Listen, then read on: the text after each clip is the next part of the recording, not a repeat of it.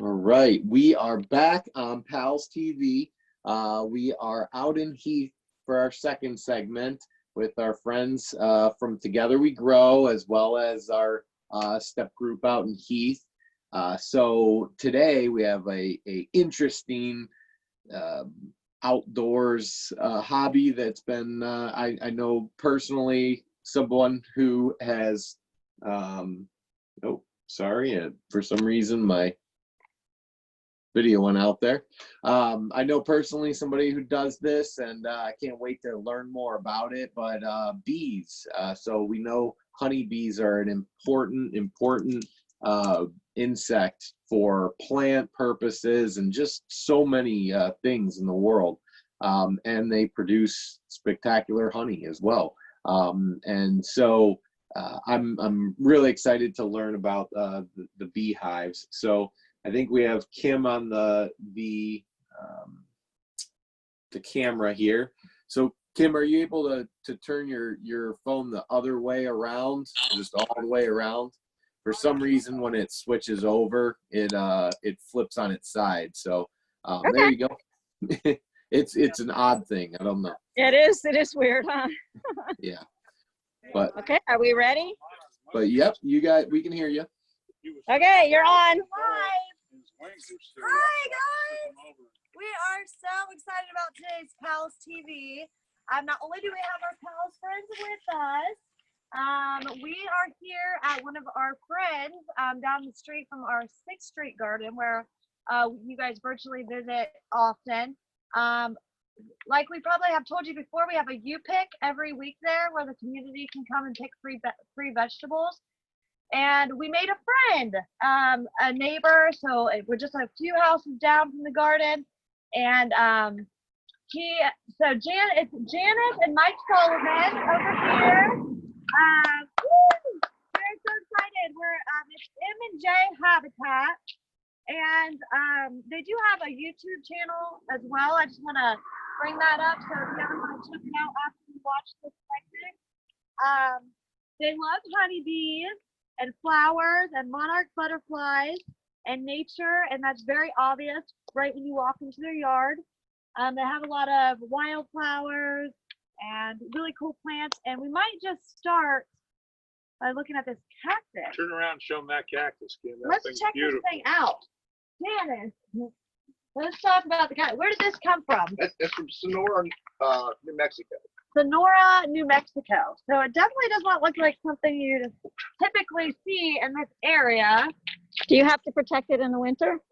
Oh my gosh. It thrives right there. It lives in this kind of weather. It's been there probably 19, 20 years. Oh my goodness. And it flowers. It blooms It what? flowers. Like pink with yellow center, yeah. Pink with yellow center. So very pretty. Do you have, is this zucchini? Butternut squash. So they incorporated, some of their vegetable growing out here. As you can see, they have some butternut squash. They have some wildflowers. Looks like Coneflowers. yeah, cornflowers. Common And if milkweed. you guys might recognize what this is. Does anyone recognize this? It's Common milkweed. The butterflies love it. Common milkweed. Common milkweed. And you guys, if we get close to this, we can see an egg, a monarch egg. Now, I talked to someone yesterday about these monarch butterflies and like their whole journey and everything, and that they're a little late. Is that right? Yes. It seems like it. I haven't seen only but one or We've two. been looking all over our milkweed at the greenhouse, and we haven't found any caterpillars yet, but I guess they're just running a little late on their trip to Mexico. We've seen a handful Yeah. to date, but Okay. nothing like we would in a normal year. Yeah. This weather has been Crazy. Are they are going to come, or are they just going to? Yeah, they're here. I've had a lot of caterpillars, but Okay. they're probably hiding in front of crystals already. Yeah. They'll go Okay. through 4 stages of life cycle, and on the last stage, they'll fly back to Mexico for the winter, and they stay in a specific region down there where there's a type of evergreen tree. They'll overwinter in Mexico, and then they'll return in the spring to this area or wherever they were originally hatched from. Yeah. And then they'll repeat the process all over. How long does that whole journey take, the whole process? From egg From to- well, they normally leave Mexico in the spring and April, and it'll take them until mid-June, early July to get to the Ohio Valley, Yeah. and then they'll spend the summer here, and late September they'll start the journey back to Mexico. Isn't that so neat? I think you guys could almost be, there is it's called a monarch weighing station. Have you heard of that? Yeah, You're there's like- tagging stations. Yeah. too. You seem like you're pretty qualified and just to have It's it. a lot of work. Yeah, is that? I know Fish and Wildlife. Is that who? Yeah, I think so. And yeah, they certified weighing station. So yeah, we have a lot of milkweed when you walk around. And you said, and the morning glories. That's a morning glory There's there. ponds in here. If you want to walk in, there's a pond to your right. Koi fish in there. Koi fish. How long have you had your fish? Those fish are probably, yeah. Are you serious? Yeah. Do they stay out all winter They stay also? out all winter. The water's deep enough that they don't freeze. There's another pond here behind the morning glories. Oh my God. Yeah, I love this morning glory. I had a pond once. I loved it. It was so fun. Now, did you put these ponds in? Yes. Yes, we did. We know could what do you're that at your doing. house. I had a I pond. was wondering, off topic, but I would like to have one of those ponds. Am I? Little bit of work, but it's easy to do. You can YouTube it. Okay. Garden Smart. All right. There's several good. Total Pond is a good website if you want to do a small fish pond in your garden. Something like that. Something like that. Mhm. Everything's available at the big box stores. Is it costly? You can have a couple $100 in a pump. Okay. I got That's not bad. 150 in a filter, That's and then you got your pond liner and yeah. time. Yeah, the time. Time. How much time does it take? We probably got 30 hours in Okay. building this one, maybe. Yeah, it's so worth it because I love how you can sit back here and hear the water. Oh yeah, It's like a nice little element. very relaxing in the evening. Yeah. Especially with the cold. Yeah. That's true though. I mean, America. All right. So she has, they You have can- some basil growing over here. Yep. Some tomatoes. What's that called? Coleus? Coleus. Coleus plant. And these are really great climbing flowers. And I see people even put this on their front porch, like on the side of their porch and things like Mhm. that. They just have to have something to climb up. I just love them. Okay, you guys. Next, we're entering Go ahead. the beekeeper's backyard. We're entering, and one really cool thing, are the chickens out here today? Yep. Okay.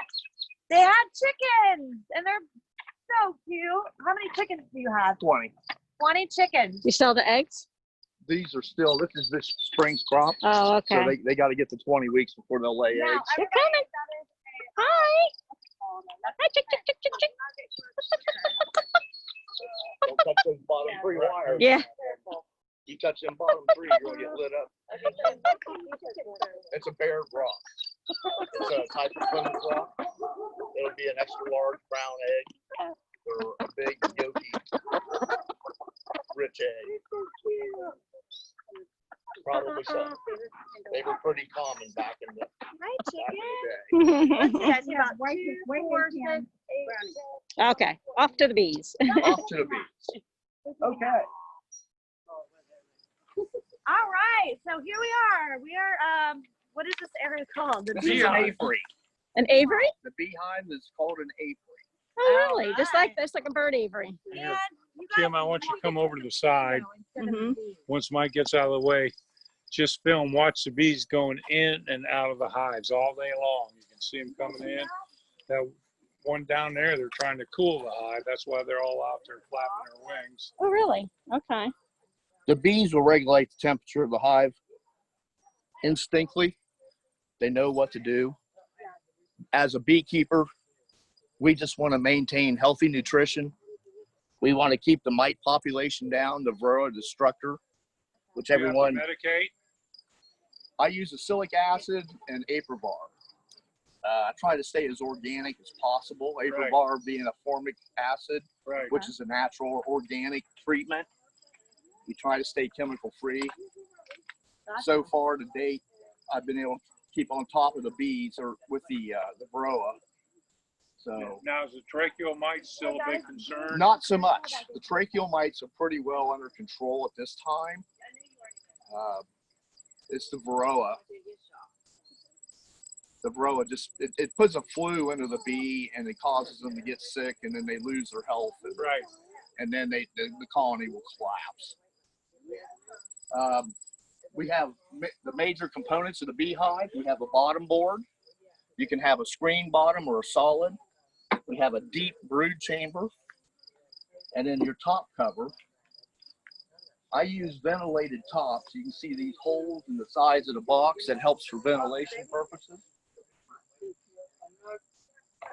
Now, one thing you want to notice, Mike is not afraid of the bees whatsoever. So they don't come start attacking him until he goes inside. Because once you show fear, you put out something called a pheromone. The bees pick up on that pheromone and they'll start coming to get you. No, see, I didn't think about being afraid here filming until you said that. There's nothing to be. I Do know. not swat at a bee. Do not try to crush a bee.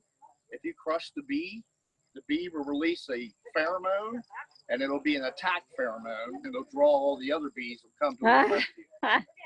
So the last thing you want to do is crush a bee. Hey, Mike. Let me ask a question since we're kind of talking about that. So, were you afraid of the bees when you first started out as a beekeeper? And if yes, how did you overcome that fear? I would not say fear. I would say apprehensive. Okay. It's just a matter of getting accustomed to being around the bees, Gotcha. and you got to overcome that Yeah. to be a beekeeper. Okay, gotcha. Because they, like you were saying, they can kind of sense that too. They can sense it, absolutely. All right. So you want to take a peek at the beehive? Yeah. Sure. Now here we have a couple of basic tools. This is a bee brush, That's the same thing I used to brush off my desk. and then we got a basic hive tool here. We have the J hook tool, and then this is my 3-in-1, my favorite tool I use. These are used to access the beehive to pry apart the propolis. The bee will make a glue out of tree sap, and they use it to glue and to seal the hive up. Keeps the wind out. They coat the inside of the hive with propolis, and it gives them a kind of a lining. It's an antibacterial, antimicrobial lining, and that'll keep the bees healthy. We'll give them a little shot of smoke, let them know the daddy's coming home. Now, this hive is taller than the other one. This is a honey production hive. Okay. I have a honey super on here, and I have 2 double deep brood chambers. This Okay. is a swarm from this spring. This is an extremely large hive, and it's very, very healthy. Now here is some propolis and some beeswax. And see how they seal everything up? They'll make that to where they want the ventilation, and when they get it to where they want it, they'll leave it. Well, he's got a suit on. I know. How do you feel? I feel okay. Just stand there and don't move. I You'll be was gonna fine. say, my daughter Okay, kept my honest bees thing when is she was only 12, and I was her assistant. How for the stuff. Are you I had comfortable to enough to stand- come I'm- close? close? Well, just don't stand in front of the hive. Mm-hmm. And you can take a shot down inside of the hive. I owe him a nice lunch. Can you see inside? I don't know if they can see. I'm trying to. Come on in. They're not going to hurt you. Just don't swat at them. And you Think look I- down in between the seams here, I think so. and you see all the bees working their magic. It's hard for me to see what I'm filming. I think they got it. Yep. Okay. Well, what we're going to do before we get started, we're just going to break loose a couple of these frames. Because they got these all glued together nice and tight. So they're We're going loose. to use our hive tool here. I'm going to help manipulate this frame out of the box. Then we're very slowly going to raise this up out of here. called? The honeycomb? Or what's it called? And here we have a frame of capped honey. You see the ring? That is all sealed honey. The shiny stuff is called nectar because it's not capped yet. If that was capped, it would be considered complete honey like this. And this is a medium frame. Notice the size of it. It's a little shorter than a deep. Yeah, I was surprised it was short. Yeah. I've got brood in here. Now, what is brood? Brood is the babies, the larvae. So they're real protective of the brood, right? Yeah. They can be.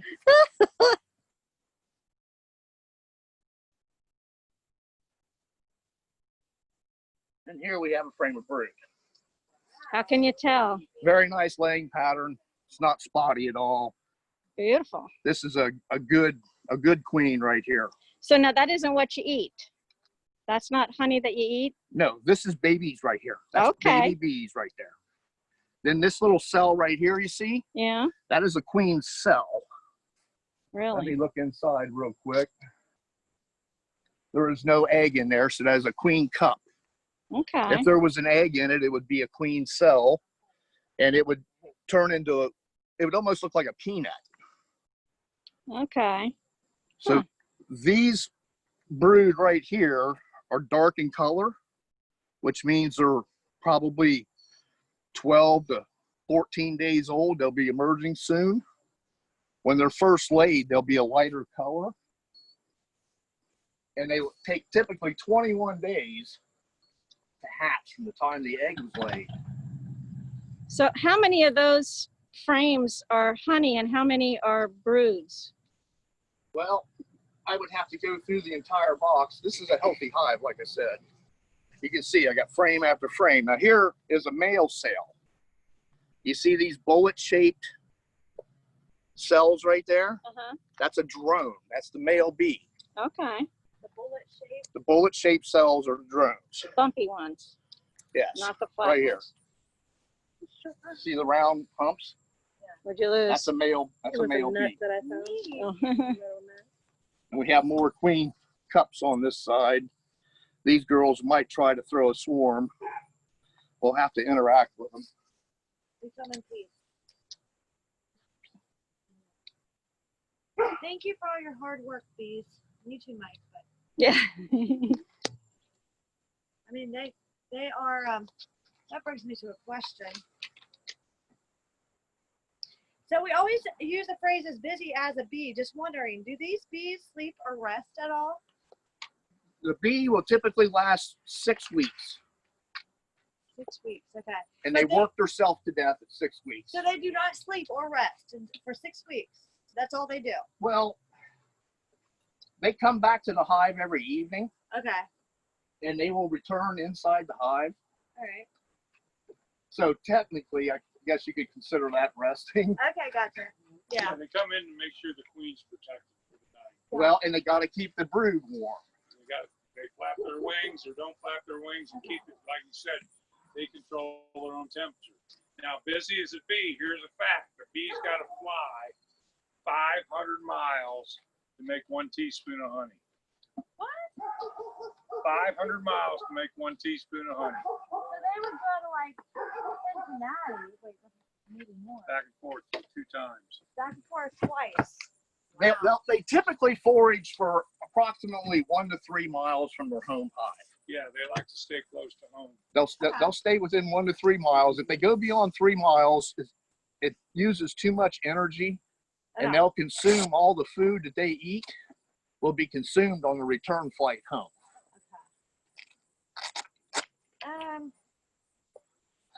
Getting warm. Yeah.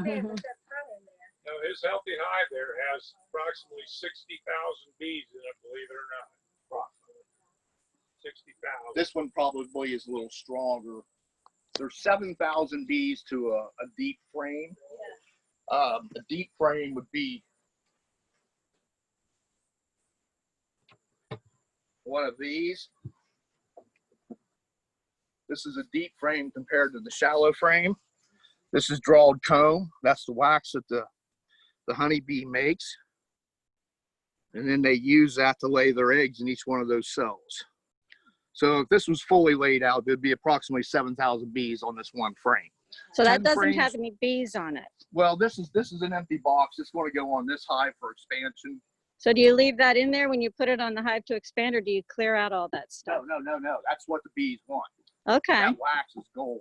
Okay. And do they recognize their hive?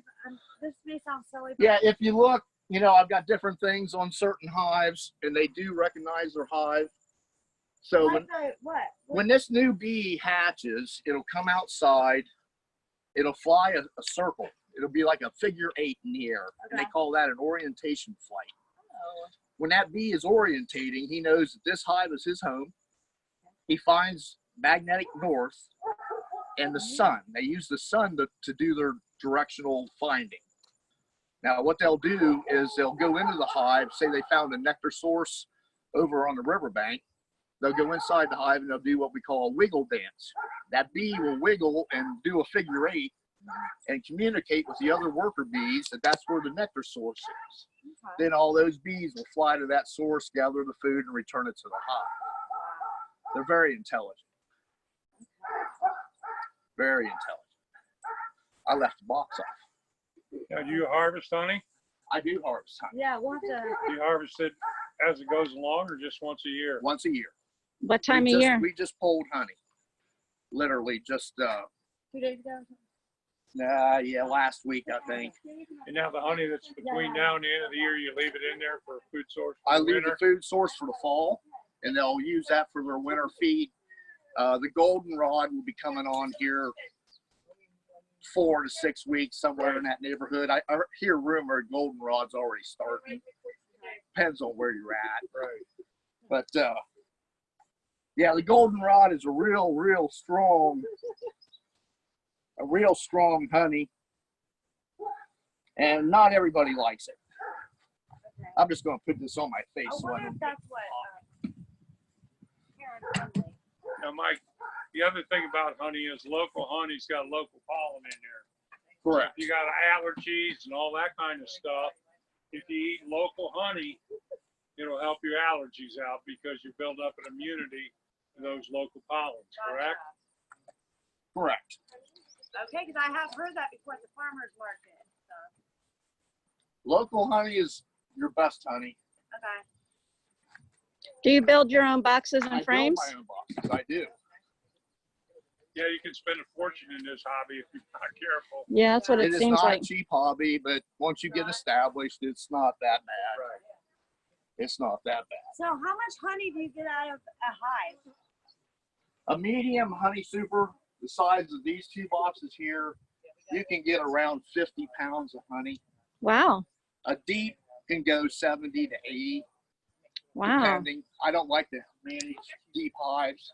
They're too heavy. Yeah.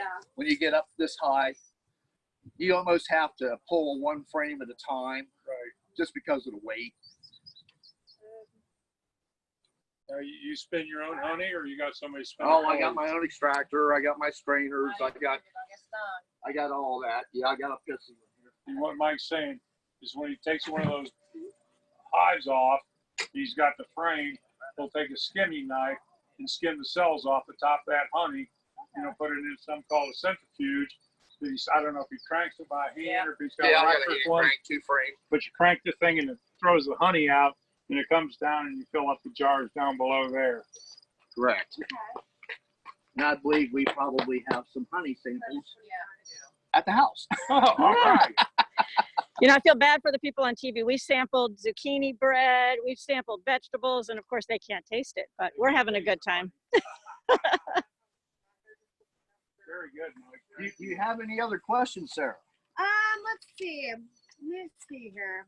Janice, So- you want to get the honey? What makes you take up beekeeping, and what made you become a bee person?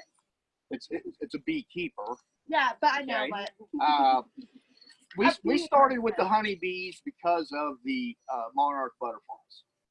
The more research we did on how to raise the monarchs and the flowers and the plants we had to grow to attract the butterflies, everything was butterflies and bees. yeah. Butterflies and bees. Butterflies and bees. So one thing led to another, and we ended up with bees. Okay. Then when you become a beekeeper, you become a chicken. Yeah. You gotta have chickens if you When got are you bees. guys gonna have How goats do you out here? interact with Oh, goats. the Central Beekeepers They Association? do. Got anything to do with them? I am a member of the Ohio State Beekeepers Association. Okay. I am a member of the Coshocton County Beekeepers, and I'm a member of the Knox County Beekeepers.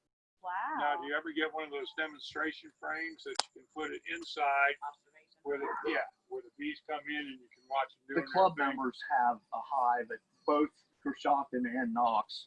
I haven't got involved with Licking County. Okay. Just didn't work out that way Those are yet. pretty interesting, though. Any information, additional information, if anybody's interested in beekeeping, you go to the Ohio State Beekeepers Association website. It has full of free information. There's online courses, there's tutorials, there's research, there's books, Yeah. everything you need to know about beekeeping. You can get a good, healthy background started at the Ohio State Beekeepers. All right. Now, Okay, here's a kicker. The cleanest dirty joke I know. okay. What's a Let's bee try do it. with the stinger at night? I don't know. Puts it in his honey. Oh my god. Oh, Oh my gosh, Dan. that was. That was. If it was over your head, then you don't need to worry about it. Gotta remember that one. It's always cheese. You know, there's times that you remember. Mhm. Yeah, that brings up a point. If a bee stings you, it pulls out and it dies. Really? And then what you do is you reach down here in your yard. Come here. Just plant. Yeah, here's some here. This is plantain. This grows in everybody's yard. I love that. This broadleaf, simply pick that leaf, you put it in your mouth, you chew it, and then you rub it on your bee sting, and the sting will stop hurting. Really? Really? It's right in your own yard. What is that called again? Plantain. I have it all over my yard. Yep. Yeah. See, it's a good thing. Is this it? And rabbits Yeah. love it too. If you got rabbits in the Now- cage. Now, Yeah, I this just, is a broadleaf. okay. It's a broadleaf. Okay. That's why we don't spray no pesticides. Right here. Mhm. We do not use Roundup in our garden. Yeah, no. We use That's awesome. vinegar, 1 gallon of vinegar, 2 cups of powdered Epsom salt, and 1 tablespoon of Dawn dish detergent. Yep. You put that in your lawn sprayer, and it will kill your grass in Yeah. hours. That's what we use at the garden. So it's an all vegetation killer. Okay. Yep. I'll have to tell my mom that. She's been trying to find something. As long as you're taking care of it and not, disrupting it, it will take care of you. Oh, you get stung by a bee, and there's the remedy right in your yard. And the other thing you notice, my grass is high. Okay. Yep. We keep the mower set to the highest cutting possible, which allows the Dutch clover to maintain. Right now, the clover's pretty well dried up, but it's there. The Okay, bees yeah. will eat this all summer. Yeah. That's why you don't walk around your yard in your bare feet. Well, we do. But I did as a kid. I've got stung so many we get times. stung. I've got some, but it's been a long Your time. feet are tough. I know they are very tough. Mine are I have a wimpy. question. Okay. When you start this, is it something that just naturally happens and the bees are drawn to it, or do you have to buy a queen bee and buy a section of bees? Excellent or something question. like this? I started with a 5-frame nucleus, which is this small box right here. This will only hold 5 small frames. You go to a bee farm, there will be a queen bee that is mature and laying. There'll be a frame of brood, maybe a frame of pollen, a frame of honey, and then an empty frame which will allow the bees to draw wax. You'll pay, today they're going for anywhere between $180 and $225 a new. 20 years ago, it was $50 for a frame. A queen is now A queen around is- $40 to $70, depending on the genetics of the queen and who bred the queen, if it was artificially inseminated, etc.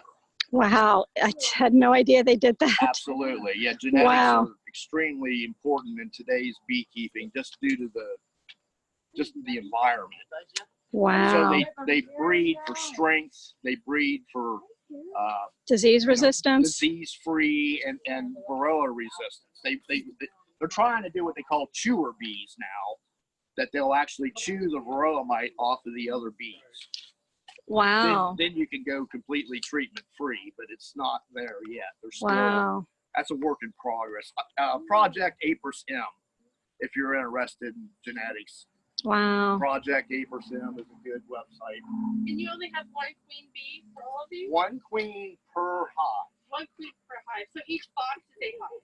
Yes. Okay. Yeah, if you get 2 queens, Each stack is a hive, right? What happens in the spring when they build up, like this healthy hive, I'm gonna have to keep a close eye on it. I got queen cups. It's getting strong, and they're saying there's too many bees in the box.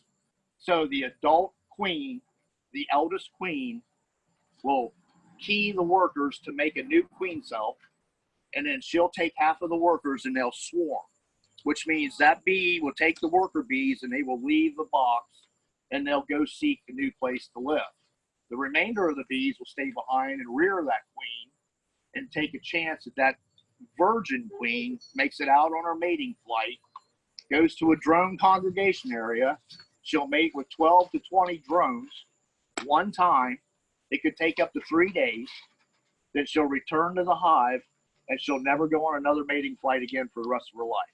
She'll receive enough semen from those bees on that flight that's how she'll lay her eggs until the end of her time. Wow. Which is how long? Yeah. It could be 3 to 5 years. Okay. They live Today, they tell everybody to requeen every year. I try to get as much out of a queen as I can, just due to the cost. And I lost 3 queens this year. I made my own walkaway splits, but the queens never returned from their mating flight. Well, birds eat them. Oh. Dragonflies eat them. There's predators out there that eat bees, and that's part of it. So it's a numbers game. The more splits you make, hopefully the more you can retain. And you know it's the queen because of her size. The queen is the largest bee in the box. She has a very large abdomen. Okay. The worker is the smallest bee, and then your male drone bee is large. It's often confused as a queen, but the drone has great big eyeballs on its head, and they almost touch each other. Oh, cool. So the drone looks quite a bit different from the worker. All right. Okay. Interesting. and how close are the killer bees to being in Ohio? You got any idea? They trapped What time one is it? the 29th of July, which was just the other day, in Get 'em going to the Olympia, tasting. Washington. They had a successful trap, and they are actively seeking the nest now. So there's been 5 actual giant Asian hornets captured to date as of the 29th of July. But they're all in Washington State, and they're all near the Canadian border. So they have not actually invaded the United States like everybody thinks. That's Once they're here, it's a little frightening. About the yellow jackets, that they'll get them too. Well, the yellow jackets are a natural predator. So we have the jugs hanging on the fence back here. Those are yellow jacket traps. Okay, I was wondering about that. That's a cup of vinegar, a cup of sugar water, and a banana peel. Okay. Some apple cider. Way, way, way down the Apple fence cider line vinegar. there. I don't know if you can see it on the camera. All right. All right. You want We've got to about 5 more minutes. Well, let's eat some honey. Yeah, We got let's some get honey for you. Yeah.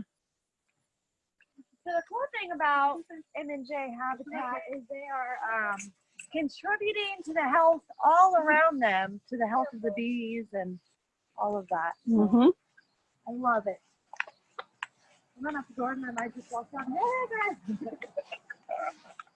Hang out. And they have their Everybody garden does. over here. Yeah, it's all, We're all intercrop. As you Yeah. notice, it looks crowded, yeah. but everything is intercrop. We have lettuce growing and tomatoes growing with cucumbers and peppers and onions and garlic and oregano, and Mhm. we intercrop as much as possible, maximum space. Yeah. You see, Dan, that's what I do in my garden. There you go. Yeah, 'cause some people Well, are. what you gotta do is see, they plan it out over the years. I mean, it doesn't come just naturally. Yeah. No, this is You not gotta an learn overnight what you're doing and then figure it out. It's not an overnight process. No, I have gum on that. Trying to find something else. I'd take this. Helen. Helen. What I'll do.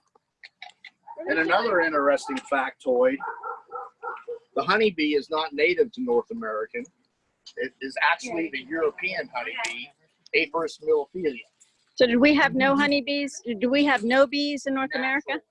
No natural They bees. were brought over on ships in 1852. Oh, wow. Do you have Uh, stuff in Give you a little short history lesson here. Chew the wax, the honey out of the wax. there? Lorenzo Langstroth, Chew the wax, Alan, and spit it He, back out, okay? he patented Don't eat it. Sorry. Put it in your mouth, chew it. the beehive as we know it today, the Langstroth hive, which is the setup I'm running, in 1852. So the wax. Here in our very own Medina, Ohio, was the home of A.I. Root Company. Honey. Mhm. He began in 1879 building bee equipment in Medina, Ohio, and they are still in business today. And they're probably the largest supplier of beeswax. All right. Lou, how do you like it? Years ago, they used to make all the candles for the church that were beeswax. All I need now is some cornbread to spread it on. Oh my gosh, that'd be good. So how do you like it? How do you like it? I didn't try it yet. How do you like it, Zach? You're not going to get any better than that. Yeah? Good stuff. People kill for that comb and honey together. I'll tell you that. Awesome. There's some here for you, everybody. But you never want to actually eat the comb. You want to just You can eat the comb. You can eat it; it won't hurt you. You can chew it like gum and then spit it out, or Yeah, Where would you like us to throw the wax at? just lay there and then here, put it in a styrofoam Put bowl. it in Okay. that Look at all the containers that they have. Bees will come in and clean that back up again. yeah, it won't take them long either. They'll find it. awesome. Do you guys sell your honey at all? If anyone would be interested in buying it, or do you already have? I cannot make enough honey to sell Okay, honey gotcha. to everybody, Okay. and everybody knows that I have honey. Yeah. Trust me, Yeah, I bet. that is not an issue. Yeah. When my wife had her hives going, there's that comfort You're right. corner over there to eat. Yeah. They would take as much honey as she would give them. Yeah. No questions asked. So the Bring it honey in, I'll business buy is a good one to be in. Another thing is honey lasts forever. Yes, They found honey in Egyptian tombs that are 3,000 years old. it's still They good. heat it up and sorry. it's still You're good. okay. Really. And honey's a natural antiseptic. Yep. So if you got some sort of wound, you run, put a little honey on there. It's going to clean it right up. Absolutely. Wow. Yes, This is my really good. daughter kept bees. She's liking it. Anyone have any questions? She loved it. What because time she is it? didn't have to worry about getting Oh. Anyone have any Any of the questions on? relatives. 11:38. 11:38. Yeah, Okay. we can end a little early and see if anyone wants to ask anything. She had some questions. Or does anybody have questions? Yes, now. So far, I haven't seen anybody with questions. Do we have time for another So- couple of garden jokes? Oh, hold on. So how much, so one of those, let's, I think everybody could probably relate to like the little, bear container of honey, you know, the marketed boiled, Squeeze tube. so about how many ounces is that? Is that, or do they do that in pounds? Honey is typically sold by weight. Okay. You know, the bear you're referring to is probably an 8-ounce bottle. Okay. I sell my honey in half-pint jars, which is 8 ounces exactly, and Okay. it's right at a half a pound. So, how many pounds of honey does a healthy hive produce for you a year? I was able to capture 52 pounds this year, You can put it in your mouth. and that was from 1.5 hives. I pulled 14 or 15 frames, and I got 52. Wow, that is really impressive. I don't know if I would want to eat the Egyptian honey, though. That was an interesting fact. I bet the honey that they're eating today tastes much better than the heated up Egyptian honey. So There is no comparison to this honey to what you buy in the store. Yeah. no, I agree. My uncle makes fresh honey for me. I have a pound of that, and it lasts me all year, and it was amazing. So I have seen some of it looks like what you guys are eating is like a paste almost. Well, Is it- this was I had a honey super that went cross comb, which means the bees did not draw the frames out in parallel. So the hive was pretty well wrecked. So we have to go in and we got to correct that. That's part of the beekeeper process. Any mistakes the bee makes, we have to intervene and correct the situation to get the bees back on track. And this is the end result of that correction. So is that honey, does that honey come out a different consistency or clarity as the stuff that we would normally think of, that clear amber, you know, nice runny, like molasses consistency? Honey is typically, it's nectar until it reaches 18% moisture content. Once it reaches 18% moisture, the bees will cap it, and at that point it's considered honey. Prior to that moisture content, it's considered nectar. Interesting. So that the stuff that you guys are eating is nectar, or the stuff that we're using? No, this is honey. Okay. That's honey with wax comb mixed into it. Oh, okay. I don't know. Can you get a shot of this? Yeah. That is comb honey. Yeah, that looks Comb honey. delicious. It really does wow. have a good flavor. Yes. And I'm not really much of a honey person, but I'm eating this stuff and it does taste much better. Honey will pick up the flavor on what the bees forage on. Yeah. Like he was saying, he doesn't like the goldenrod. Them Some people think it's a OVFE. little strong. If you go down to Florida, the big thing is orange blossom. Orange blossom, If you go buckwheat. down south, buckwheat honey. Yep. Up here, everybody wants wildflower honey. Being I'm in the river bottom here with two major bodies of water, we just call it wild honey. I mean, you can't label it anything other. We're getting you know, black locust trees, red maples. You got your honeysuckle. You got your yellow clover, red clover, white Dutch clover. You got your lavenders, your oreganos. There's just such a diversity of pollens and nectars in the bottom down here, and not to mention your garden. My bees are all over your garden. Yeah. Thank you. Thank you. So cool. This was such a great segment, so informative. We learned so much, and it really kind of makes you want to take up another hobby. I think these gardening sessions, I have a list going of different hobbies I need to take up now. I heard that you haven't switched to goats yet, though. Is that? Yeah, Is you that haven't next? gotten goats Go yet. to Ohio and bring your billfold. Mike will show you how to do it. You got to bring your billfold. Thank you. Sure. Channel, if you ever want to get on there, it's M&J Habitat. And it's a YouTube channel. And thank you both so much for letting us come out Oh, here we appreciate you coming down. And Thank taking time to you. take Very care. cool. Awesome. Well, that's our segment. We'll be coming back at the top of the hour for some figurine painting and some really cool art stuff with Jose. But thank all of our friends in Heath again. We really appreciate that awesome segment. And stick with us. We'll let you guys socialize till the top of the hour. We'll be back then. Thanks.